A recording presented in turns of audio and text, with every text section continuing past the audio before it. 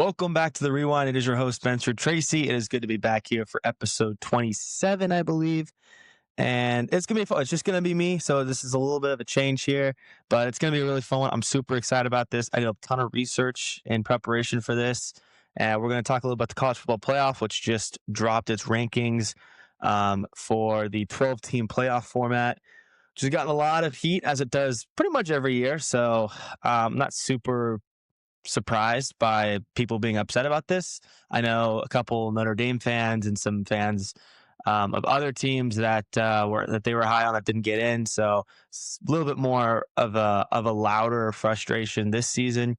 So we're going to get into all of that, and then the winter meetings started. So I've got a lot of friends in the winter meetings, and so a lot of media podcasts that cover baseball have been all over reporters and giving their takes on where teams and players are going to go. So I'm going to give you guys the rundown on everything that I think is worthwhile right now and that has created the most buzz. Some of the hot topics too going around that. I'll sprinkle in some of my takes as well on that, but I'm just going to kind of lay the field for you guys just to catch you up because there's a lot going on. It seems like every other day there's someone getting thrown in the trade rumors, someone getting denying trade rumors, someone signing, and all that stuff. I'm going to go into some Giants stuff too, and then I'm going to explain why this year is so much different in the winter meetings and why this offseason is so much more different than past years. So stay tuned for that, and I hope you guys enjoy this episode.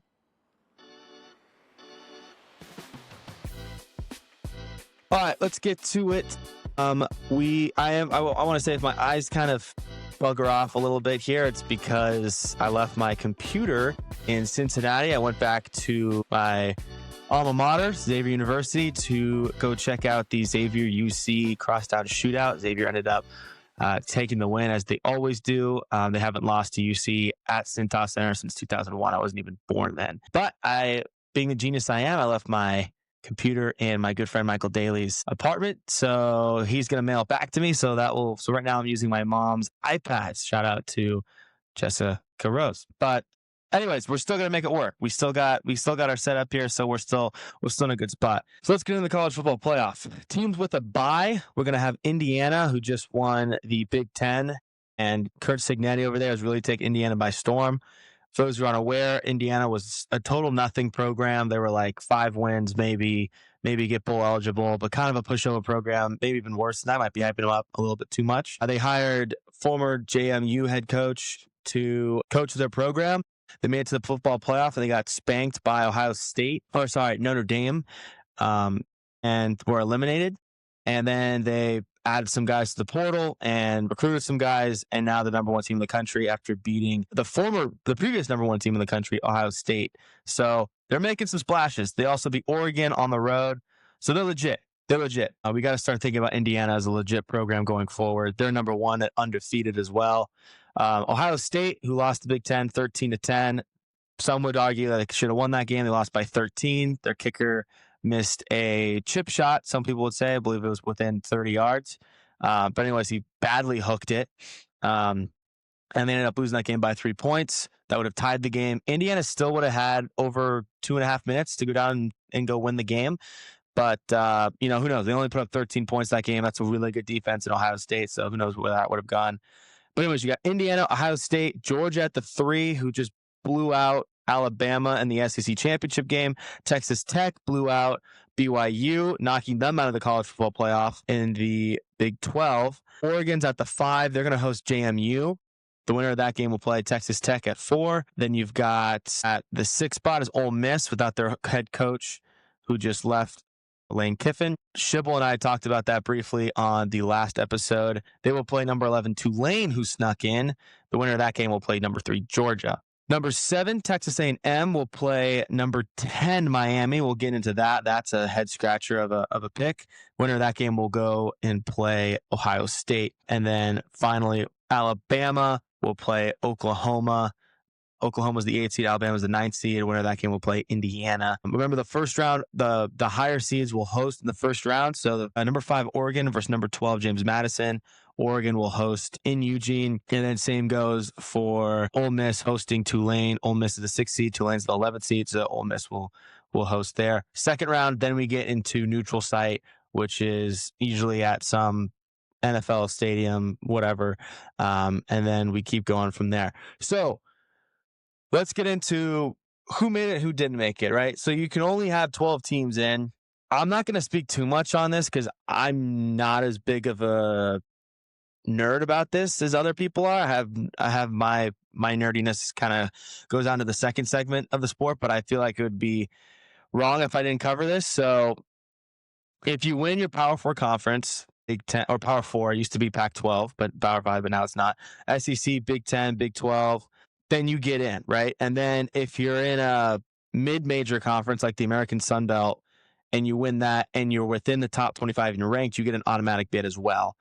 I'm pretty sure that's how it works. And I think the 4 highest seeds of the conference champions get that bye. So if Tulane were somehow in like the top 6 and they won their conference, then they would probably get a bye. I believe that's correct. Don't come at me if that's wrong. So that is why you have Indiana, who won the Big Ten. They have a bye. Ohio State is number 2 technically in the rankings. However, they did not win the Big Ten. They lost to Indiana, so now they also get a bye. Maybe I'm not as fresh on that, so we'll have to delete all that. But anyways, some teams are going to get left out because you have this. The whole point of the college football playoff was to help mid-majors get a chance to win a national championship, because it used to be the top 2 teams would play in the championship game, and that was it, just one game. Everyone would just play one game after the conference championships, and it'd be the 1 and the 2. Then we went to the playoff. It was the top 4 seeds, right? But then the 5s kind of get left out, and we're like, hey, what's the point of this? All we're doing is giving 2 other big-name schools a chance to win it, and so then they expanded. Now we've expanded to 12. So now last year was the first year that we did this, and there's already been some dislikes with how the committee is just, everyone knows what a committee is. Committee is just 12 dudes. No, I don't think too many of them played college football, but they just watch college football all the time, and then they kind of rank these teams. But the question is, if any of you guys follow college basketball, it's very similar to that. 64 teams make the tournament. 12 teams make the tournament here. That 65th, that 13th team that gets left out always is like, we need to change the system. This is wrong. This is horrible. What are we doing? How do we not get in? How does this team get in? We're so much better than this team. And then we just go down the rabbit hole of strength of schedule. How tough was your schedule? If, what's a valuable loss versus a not as valuable win? Like maybe you barely beat a bad team at home. That's a bad win. Or you lost by 1 possession, or like a game-losing play against a really, really good team on the road, a game you weren't supposed to win. How do you measure that? How do you value that? And then how do you value like a head-to-head? So this is where I'm going to get into it. The big one was big schools that did not get in were Texas and Vanderbilt. Those were 2 teams that people were like, well, like why did they get in? BYU was another one. They were another highly valued team, but they got smoked in their conference championship game, so that I guess that kind of knocked them out.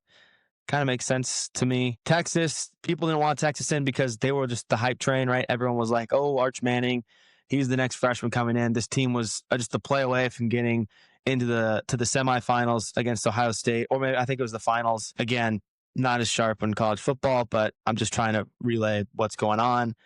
And then Vanderbilt, kind of an exciting team that's flashed on the scene. They were one of the worst. They were the worst team in the SEC for the longest time. Recently have become more competitive. Last year, they kind of flashed on the scene. Everyone's like, whoa, but they kind of lost some big games and humbled them a bit. And this year they, went head to head with Alabama, and they've got some other pretty big wins this year. And that's really put their name on the map, but they obviously didn't get in.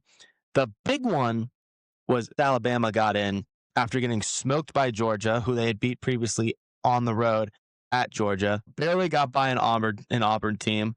Lost at home to Oklahoma, who is ranked, who is in the playoff as well, who they will play in the first round. Barely beat a South Carolina team. Barely beat a Missouri team that was ranked and no longer is ranked. And then they lost to Florida State, who lost to Stanford a couple weeks later, which is a horrible look. Stanford football is not, they're going in the right direction, but they're not good at all. Florida State ended up being a total bust of a team. So that's a really bad loss week 1. So people are kind of pissed that Alabama gets in. If Alabama's ever losing more than 2 games, especially under the Kalen DeBoer era, they're just going to be a team that people are going to be pissed about to get in, just because of their history of success under Saban, all their championships, and just how good that program's been. So when Alabama loses, it almost feels like a little bit of a whoa, like that's crazy. Like we shouldn't count on that happening too often. That name has the sex appeal, so recruits are pretty eager to go there. Again, with the history. So if there's ever a 50% chance that they shouldn't get in or more than that, usually if they get put in, people are going to be upset about that. I really like their quarterback, Ty Simpson. I think he's going to be the best quarterback in the draft class this year. How good he'll be, I'm not totally sure. I haven't done too much digging. But anyways, what I wanted to get to, Miami sneaks in with the 10 seed over Notre Dame. I think this whole thing is about perspective. This is the problem. So what do you value? What's more valuable? The better team?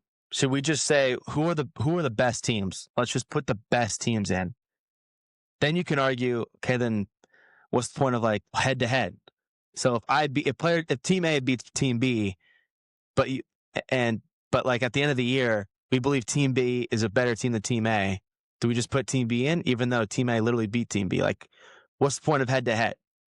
Like, it doesn't matter. Or do we value best record and strength of schedule? So do you have a really good record and a good strength of schedule? You're in.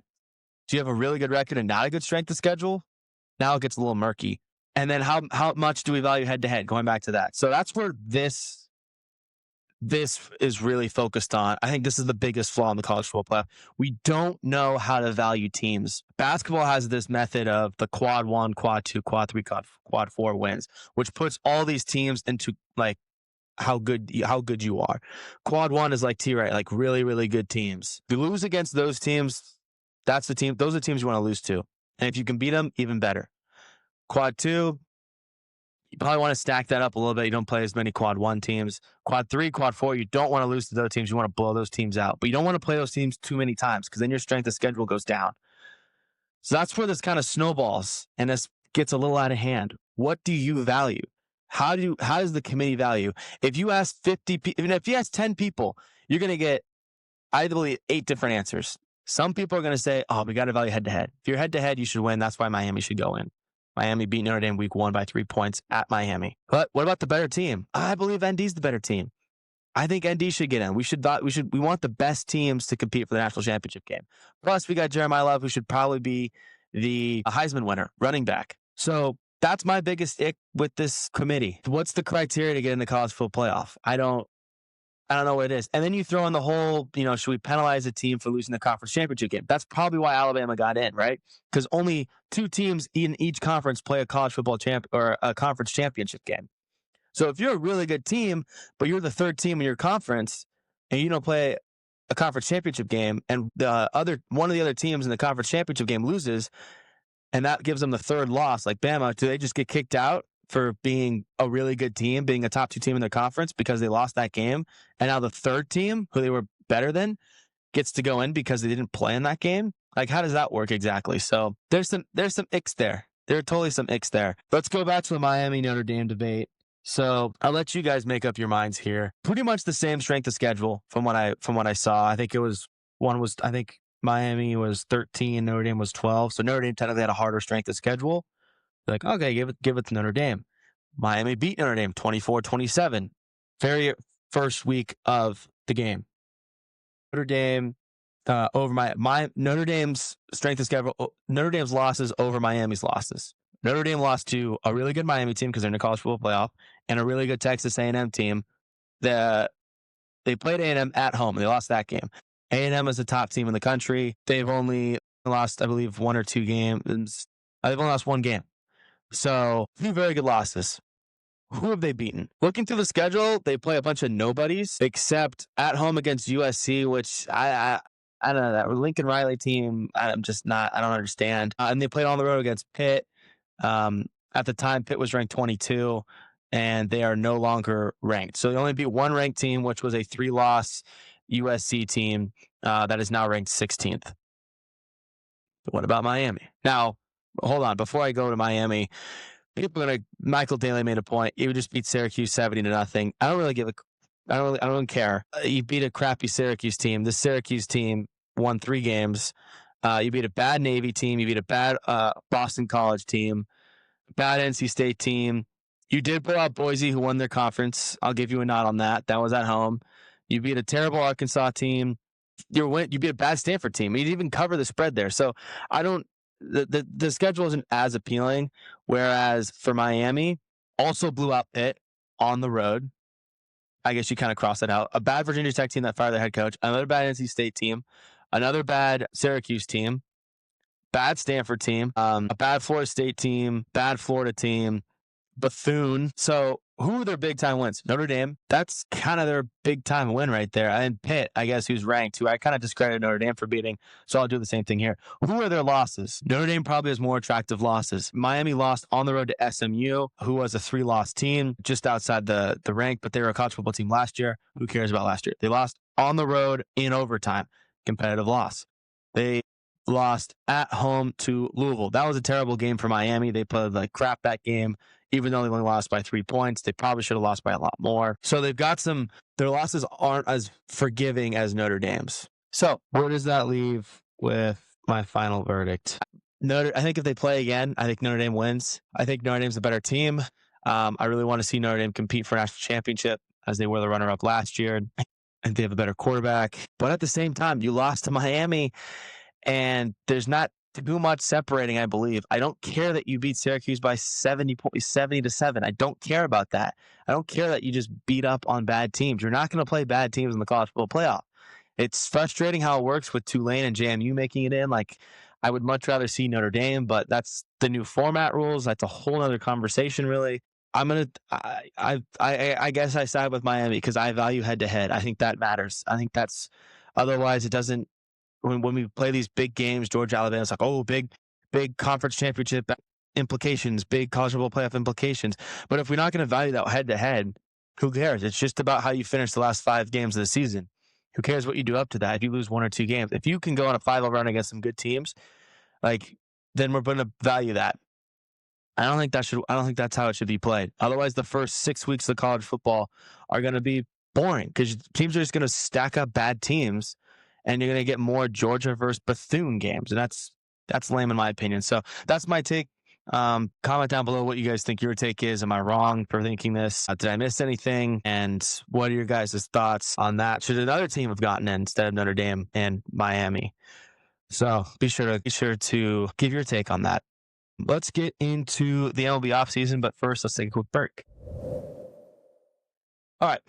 First shout out I want to make is to Jeff Kent, former Giants second baseman who just was inducted into the Hall of Fame. Incredible player. One of few second basemen to get inducted, and he was inducted before some other legendary second basemen that are yet to get their name called. Very exciting. Yet to get Barry Bonds in. At this point, I'm kind of accepted that he's not going to. I don't think people are going to move past the whole steroid era thing, but that's all. It's not about Barry Bonds, it's about Jeff Kent right now. So congrats to Jeff Kent, former Giant. I think you're going to see a wave of Giants coming in here with some Hall of Fame votes. Buster Posey soon. Probably Brian Sabian, who is the GM, the mastermind, the puppeteer behind the whole 3 World Series championships. Bruce Bochy will probably get in the next couple of years now that he's done managing. I guess he's technically retired. I'm not sure if that works as a senior advisor role. So that will happen. Crawford should get in, and I think Bumgarner has a case, so it'll be interesting to see if he gets in. Maybe not in the first couple tries, but eventually. And so, yeah, I think you'll start to see a wave of Giants get in. So that'll be pretty cool to see. But the MLB offseason. So let's get into it. This is going to be a new offseason for Major League Baseball for a couple reasons. First off, we're seeing a lot more superstars on the trade market. Why do you trade guys? Well, you're either trying to do 2 things. One, you're trying to flip a good player at one position for another good player in another position. We saw this with the Marcus Semien and Brandon Nimmo, right? One team valued defense and a different contract versus another team valued a bat that could play outfield. So those are 2 big things to look at. And the other part is to sell high on a guy. Selling high means you've got someone who is super talented, but you don't think is overvalued by other teams. Other teams will give you a higher price for him than how you believe he's valued. So therefore you can benefit from this by getting more star power, more talent through just one player who you don't think is equivalent to the haul that you will receive for that. Why are we seeing a lot more trades? Well, we're seeing Ketel Marte's name get thrown in there. Tariq Skubal's name's getting thrown in there. We're seeing CJ Abrams, the shortstop for the Nationals, get thrown in there. We're seeing some other arms. Freddie Peralta is getting thrown out. A lot of great players on some pretty great teams get thrown into this trade market. And why that is 2027's not guaranteed for the MLB season. And that's with this whole player lockout thing going on. And where's their value going to be with the player lockout? It's going to be a lot harder to get players to get contracts because I'm assuming there's going to be some different rule with the MLB Players Association, the MLBPA, and it will be a lot harder to nail down player salaries, or player contracts. So that will be something major to look forward to. That's what I'm hearing from MLB reporters on MLB Network. Or GMs are cautious about that, and those guys who need to get paid in the next year or two, it's time to shop them away for big prospects who maybe don't have to worry about you don't have to worry about paying them until into the 2030s, or at least 28, 29 when the lockout is hopefully done by then. That's a huge thing. I know the main thing about the lockout, the only really thing I know about the lockout is should there be a salary cap? And the players obviously don't want the salary cap, because if there's a salary cap, meaning the players are limited of what you can pay them, right? Because there's a cap versus no salary cap. It's just about how much money the owners allow your GM to spend, your team, your front office to spend, and therefore you can give Juan Soto and like $700 million. You can give Ohtani a ton of money now versus locking him out at the low, like 200 max. All right, I'm reacting live here. The Kyle Schwarber just re-signed back with the Philadelphia Phillies for 5 years, $150 million. A good get. Like, this is a great bat. This is their guy. He's probably going to end his career there after this contract signing. And I think this is the offseason can typically, with the big superstar who everyone's going after, is in big discussions. Typically, it's like a house of cards where once this big domino falls, the rest of the other teams can kind of stop pursuing one player, one big time player, and now can go after other guys like a Pete Alonso, or some of these other big time stars. So Kyle Schwarber might be that guy. So now that he's off the table, focus could shift to Kyle Tucker or some other bigger names via trade too, as teams try to fill their holes and weaknesses from the 2025 season in preparation for the 2026 season. But yeah, good get for the Phillies. They're obviously going for it all here, as all their big time players are at their prime or towards the end. And then the other breaking news was Edwin Diaz just signed a 3-year, $69 million deal with the Dodgers. Not a huge surprise, since the Dodgers' biggest flaw was their bullpen, despite winning the World Series back-to-back years. The only thing that really kept them upright was that offense, Shohei Ohtani, obviously, and the pitching. I mean, Yamamoto was unbelievable, having a generational postseason run. And then on top of that, they've moved Roki Sasaki, a former starter, into a closer role who was exceptional. Dave Roberts, their manager, said he was going to go back to the starting rotation. So that opens up a spot for them in the bullpen. Evan Phillips is another reliever for the Dodgers who was tremendous the last couple of years. He had an injury and kind of had a down year last year, so he didn't play this year. They let him go, which opens up another spot. So now they have that closer role complete. If you look at any contending team, if you don't have someone to clear up that ninth inning spot, you're in some quicksand here. You might sink quickly. So for them to lock up that ninth inning role is big time for them, with all that starting pitching that they have to get them through 5 or 6 innings. Then you just close the gap from the 7th, 8th inning, and you have Diaz to close out the 9th, who's one of the best closers, if not the best closer in baseball. So good get for the Dodgers. That's my overall quick reaction. Let's move on to Framber Valdez, left-handed pitcher, formerly on the Astros. Just an absolute stud since 2022. He's 12th in ERA with a 3.21. That is ridiculous. He's second in innings pitched with a 767 and 2/3 innings pitched. And then he's 6th in strikeouts at 750. He's really known as a ground ball guy, but he's a big time arm. He's a guy who's probably going to want a handful of years, and is going to be north of 100 million. According to John Morosi, MLB Network insider, Framber has spoken to the San Francisco Giants and the Baltimore Orioles. Shocker, both teams need starting pitching badly. The Orioles traded for a Trevor Rogers left-handed pitcher for the Marlins for Kyle Stowers. Kyle Stowers had a crazy year, but Trevor Rogers, when what we thought was a total bust deal, came out flaming. He was one of the best pitchers in baseball after that trade, including some memorable starts against the Giants last year. And he looked like one of the best left-handed pitchers in baseball. And then you've got Kyle Bradish, who's another great arm. He didn't play too much last year, but he is uber talented from the right-handed side. Biggest problem with those two guys, hard for them to stay on the field for a whole season. So Framber, like I said, he's second in innings pitched since 2022. That gets you a guy who can stay on the field. If you're going to sign him, it's not via trade like Corbin Burns, where you trade for him and then there's a chance you sign him next year. If you sign him, you're not getting him on 1 year. You're not going to get him on 2 year probably. You're probably going to get him for a couple years. I want to say he's 30, 31 years old, at least around that ballpark. He's definitely north of 30. So you get a little bit of stability as starting pitcher, and then they love to just kind of fit guys in at the rest of the rotation. It's just beyond me with that offense. So they also got to think about paying some of those up-and-coming young superstars like a Gunnar. They already paid Basayo.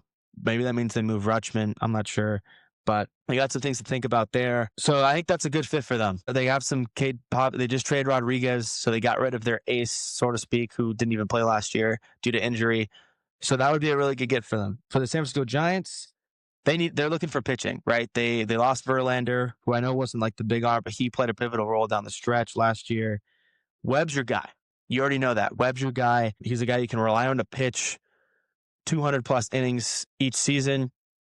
He's now added to the strikeout total, and he's the team captain. He loves the Giants. Robbie Ray had an excellent year last year. He kind of fell off in the second half. Was that some pitching fatigue, right? Because he came back halfway through last season after having Tommy John. This was his first full season since 2023, I think, which I could be wrong. He might have been hurt in 2023. So if that, 2022. And then Landon Roop, who missed most of the second half of the year with an arm injury. So really good pitching depth last year. Traded Kyle Harrison, ran into some injuries, kind of fell apart, didn't make the postseason. So what helps you add to one of the best starting pitchers in Major League Baseball, Logan Webb, who is a Iron Man on the field? Add another guy. Because guess who's second in innings pitched? Guess who's the only player above Framber Valdez in innings pitched since 2022? Logan Webb, who threw for 820 innings since 2022, and then right above Framber Valdez as well in strikeouts since that year is Logan Webb again. So kind of two similar, really strong starting pitchers who can stay on the field. Makes you feel a little bit comfortable about extending that guy. To have those two guys locked in at the front of your rotation, man, you got to feel really good about that if you're Buster Posey. I think it's worth it. Go for it. I was kind of expecting them to go for mid-level arms like a Zach Gallen or something, trying to get a couple guys for under 90 mil on like a 2-year deal. And that way you have a little bit of flexibility. But man, these are the only two teams that Framber has spoken to in the winter meetings. So their hats in the ring officially, unless something went south in those interviews that they're not reporting, their hats in the ring. So those are the two players for Framber Valdez, two exciting players as well. Let's get on to Kyle Tucker.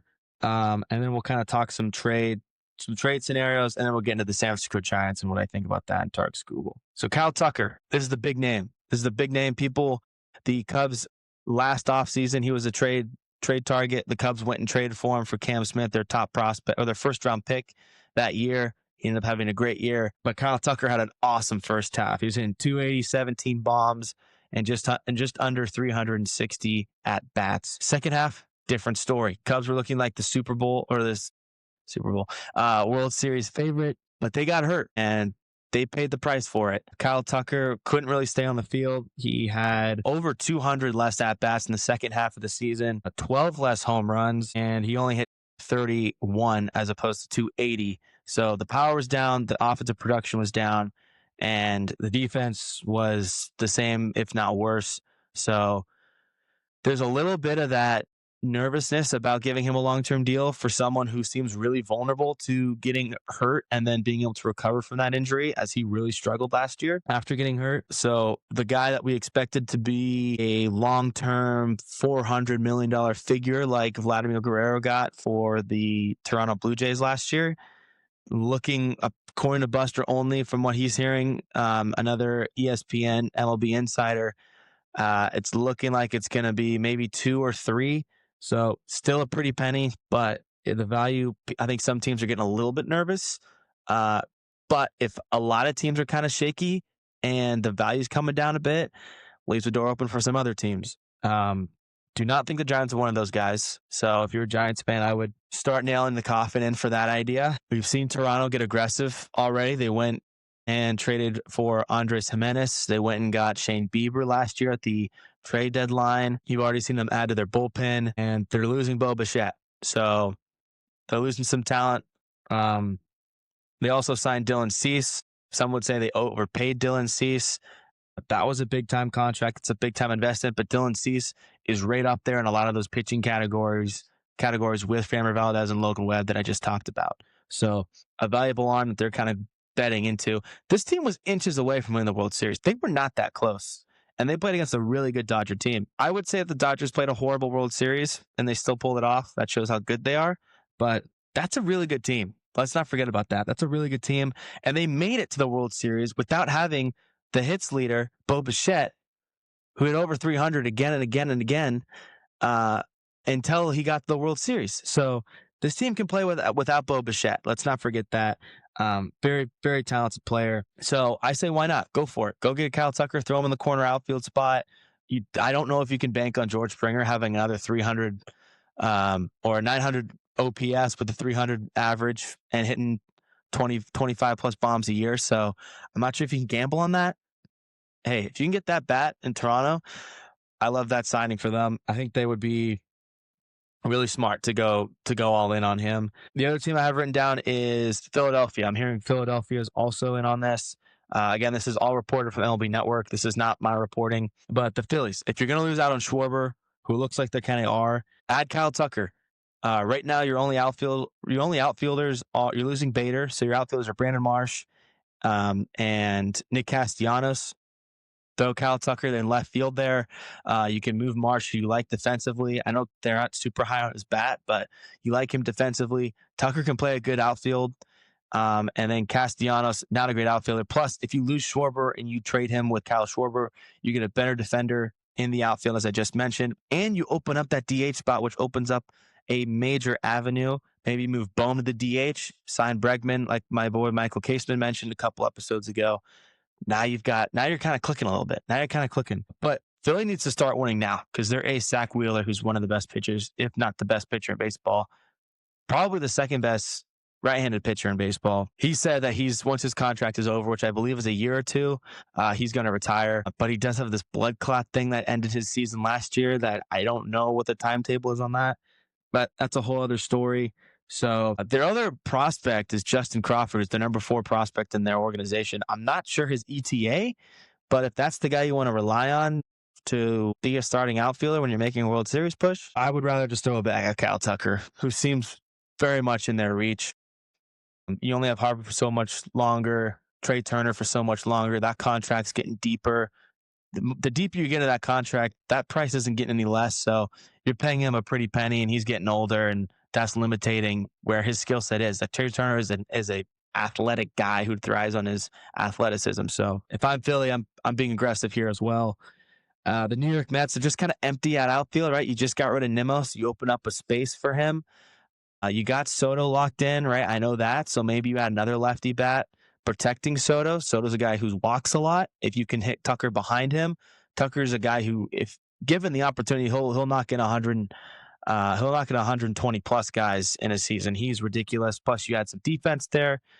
There's some options there. You get a defensive guy in center field to kind of help with the limitations of Soto and Tucker. But you don't pay Soto to play defense. You pay him to be an MVP caliber player. So I think there's some versatility there for the Mets, who also just stated that they're not going to pay a hefty contract for a starting pitcher. which I guess means that they're not going to trade some of their younger talent. I know McLean's off the tables, and I guess Jonah Tong is not. So not sure what their moves are here. I'm not the big Met fan though, so I don't know much, but that's my guess. I think that makes sense. Throw another bag, another outfielder. Why not? You kind of had a downer of a year, but you've got the talent. You probably should have made the playoffs, but you totally choked it away. So that would be a name to look out for the New York Mets as well. Let's get into the trade stuff, but first let's take a quick break. All right, welcome back. Let's get into the trade scenario. First, one thing I kind of want to clear up for my audience members. I've got some people who are baseball nerds like I am, sport fanatics, and some people are into sports. They love it, but baseball can get really deep and really confusing sometimes, especially talking about prospects, contracts, arbitration, all that funny stuff. I credit you for getting into the sport. It's an awesome sport to learn and to know. I'm doing the same thing with hockey. So I'm sure people who feel like they don't know as much as I do can get a little lost here. I don't mean that in a disrespectful way. I'm sure you guys have some knowledge over me and whatever it's college football. I got some stuff wrong there. I know I got some hockey listeners out there. I want to kind of describe what a prospect package is. So the best way I could think about it is if you have a job, right? And if you have a job in, let's say, like tech, you're competing with all these other tech companies, right? And let's say at the end of each year, whoever is the most successful, whether that's like sales, income, whatever it is, wins, right?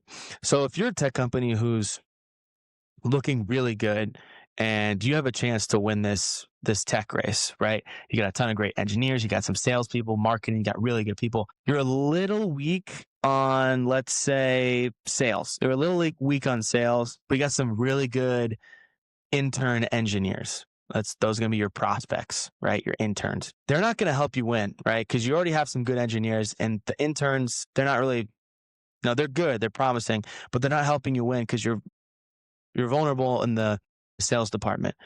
But let's say another company B, they have some really good sales people, but they're not competing. They want to compete in the future, right? So what you would do is you would trade some of your interns who aren't doing you much now, give up part of your future for the chance to win it all because you're filling a hole in your sales department, which company B can help provide. So you receive a team member that can contribute right away and help you sell your product, right? Help you get to where you want to be in the best tech company or whatever. It could be any company, but you give away the intern. If you're team B, what you're receiving is you're not competing. You're not trying to win anything here. But in 2026, 2027, those interns might be really valuable people to your team. And you can pick, you can get some marketing guys, I don't know, PR people, whatever. You can pick from different departments. You can get different positions for prospects, but you set yourself up for the future. So it's a win-win for both sides. So that's kind of what trades are like. CJ Abrams, valuable shortstop who was acquired in the Juan Soto trade from the San Diego Padres. The San Diego Padres acquired him from the Washington Nationals. He went to the Yankees. Now he's on the Mets. But Abrams developed into a very, very playable shortstop who shows a lot of promise with the bat. He was really known as a speedster, kind of ball and play guy, who was a pretty decent defender, and he is now hitting about 20 home runs a year. So I'm not sure where they developed that tool, but props to them for that. He looks very good. Rumor is that they might part ways with him. There's been some kind of in-team suspension stuff, some murky stuff going around. I'm not sure if they don't want to pay him, but I think part of it is he's kind of hitting in the payday zone of when that potential lockout could be. And I think that scares the Nationals a little bit. So same thing with Mackenzie Gore, who we'll get into. But CJ Abrams, the first thing that came to mind, this is my take on where I think Abrams can go. Toronto Blue Jays. You've got some youth, but you've been pretty good at drafting in the past, right? You got Bo Bichette, you got Vlad, Trey Savage.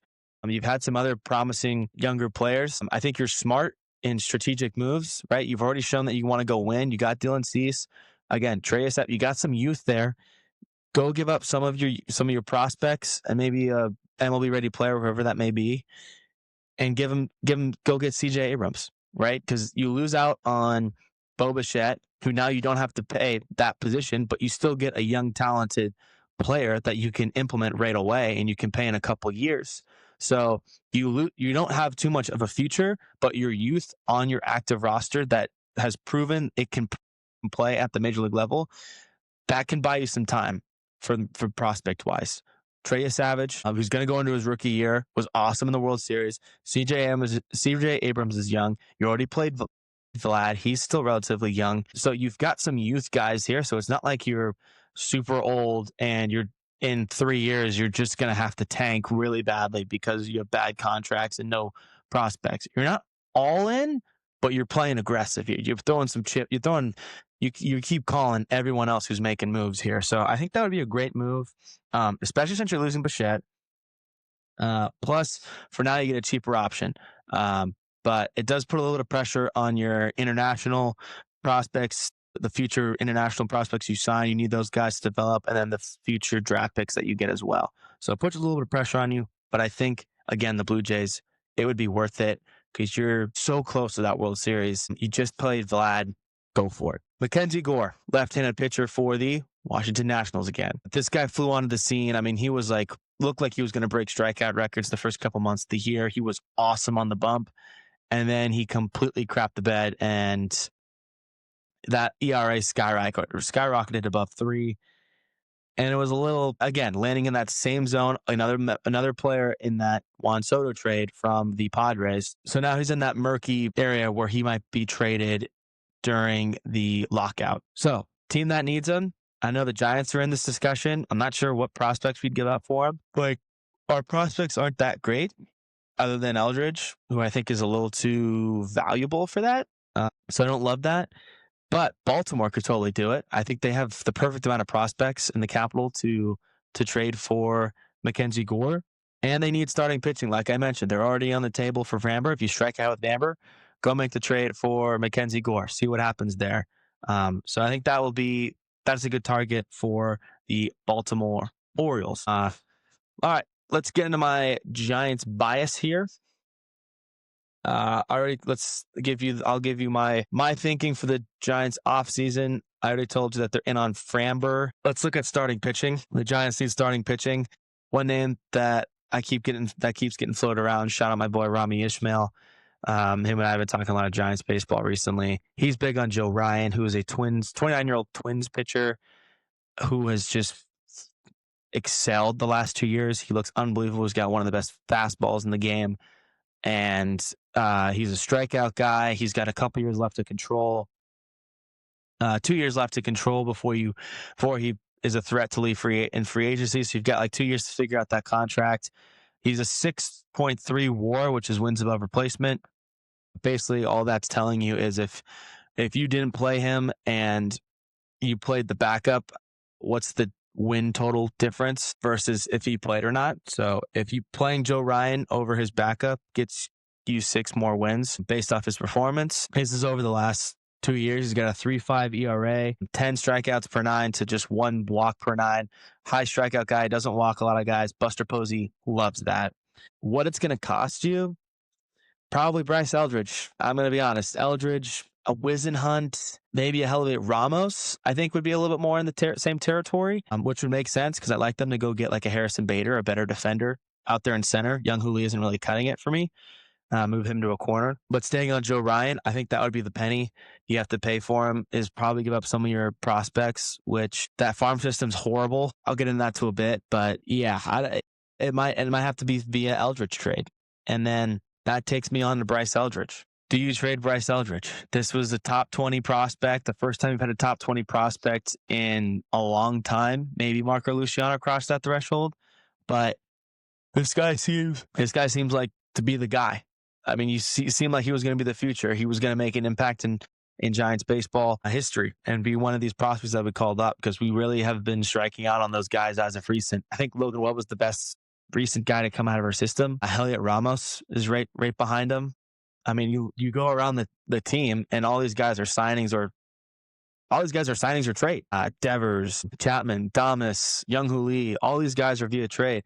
Patrick Bailey maybe, but he's one of the worst hitters in baseball right now, so I wouldn't say that's a crazy developed player. So Eldridge looked like he was going to be the first guy, but the things I worry about here is you have Devers at first. He's not going over to third with Chapman there. Chapman's locking it up. Too good of a defender to move. You're going to have to throw him at first base, which makes Eldridge a DH because he's not as athletic. You can't throw him in the corner outfield. His defense apparently is improving, but I like Devers there at first base more. He's already a lefty, so you're not really platooning anything here. He's still a very valuable prospect, right? He's very young. He's 20. He's going to be 21 years old next year, I believe. And exceptional power potential. Might be one of the best left-handed power hitters in baseball. The best power hitting prospect probably in baseball right now, but not super athletic. High strikeout numbers. Doesn't really fit. Not the greatest, most reliable defender. None of those things fit Posey's blueprint. I think Posey wants to go elite pitching, great defense, contact hitters. That is what he's been going after with Drew Gilbert, his first-round pick this year, Klein, the first-round pick last year. That guy was a high contact guy, high walk rate. He wants guys that gets on base, and Eldridge just doesn't fit that mold. I mean, he struck gold with this draft pick from Farhan, the previous GM, and it's worked out. He's a great player. He's something to think about, but you made this $300 million investment for Devers. He's not going anywhere. He's an exceptional power hitter that you love in the middle of your lineup. You get another guy like that, it's getting a little cloggy. Who knows how athletic is Chapman going to get in a year or two or now? He's not going to get any more athletic. He's already 32, 33 years old. Elite defender, but he's going to maybe gets banged up. Patrick Bailey's not very athletic. Young-Hoo Lee isn't stealing bases. Ramos, I would lean, isn't the athlete that you're really looking for. So this team is slow. They're not great defensively, and Eldridge is both those things in the negative department. That's where you need to get better. And if you need a good starting pitcher, or if you want to throw Eldridge on the market with a prospect pool that's not very deep and strong and promising, and a lot of teams might not want to look at that, if you throw Eldridge in the beginning of any trade talk with a big superstar that's on the market right now, you're in a conversation, right? Anytime Buster Posey's calling someone, being like, "Hey, what's the price?" The first name, I can guarantee you, the first name is Bryce Eldridge. Teams are interested in Bryce Eldridge. Don't blow it like you have in the past with your prospects. I'm not saying they should do it, but I really like the fact that I'm hearing that everyone is touchable, everyone is tradable. They're shopping everyone. I don't think that means you should be hearing Adames, Chapman, Young-Hoo Lee, and Logan Webb trade rumors at all. That's not really what that means, but I just think it means everything's on the table. I saw this tweet after the Giants' former top prospect, Marco Luciano, who's a shortstop, who's supposed to really be the Willie Adames right now, but he was claimed off waivers. The top prospects by season since 2012. Gary Brown, released. Kyle Crick, who was a top prospect from 2013 to 2015. He was traded, also became a bust. Christian Arroyo was traded for Tyler Beede, also released. Heliot Ramos, been a decent player in left field, all-star. Joey Bart from 2019 to 2020, also traded. Marco Luciano from 2021 to 2022, released. Kyle Harrison from 2023 to 2024, traded. And now this year is Bryce Eldridge. So really bad. For the last over a decade, the Giants have failed their top prospects, and that is the biggest red flag in an organization. Top prospects are assets. You can't trade draft picks in MLB, but other sports you can trade draft picks, and that's what prospects are. They're draft picks, basically. Some come from the draft and some come from international signing, but trading a elite prospect is like trading a first-round pick, an early first-round pick, and those are valuable. So that's something to think about. I was going to get into the School Bowl trade, but I'm going to leave that for later. There might be more news to drop next week or later this week in the second episode. I'm going to try and get really better at doing Tuesday episode releases and Friday episode releases. I went traveling to Cincinnati. It was kind of tough, but yeah, that's gonna do it for the MLB offseason and the college football playoff breakdown. Hope you guys enjoyed. Thank you for listening and watching. Be sure to check out the Rewind Instagram at the rewind_pod. Please interact with that, comment, like, share, do anything that really helps it get more traction, more notice, which helps me. Be sure to check us out on YouTube at the Rewind 3, or just look up the Rewind Podcast with Spencer Tracy. The same thing goes for Spotify or Amazon Music, wherever you guys listen to podcasts, at the Rewind Podcast or at the Rewind Podcast with Spencer Tracy. All that you can also, if you go to the Instagram, all that stuff is linked there. It just helps me a ton. Hope you guys enjoyed this episode. I will be back for another one Friday.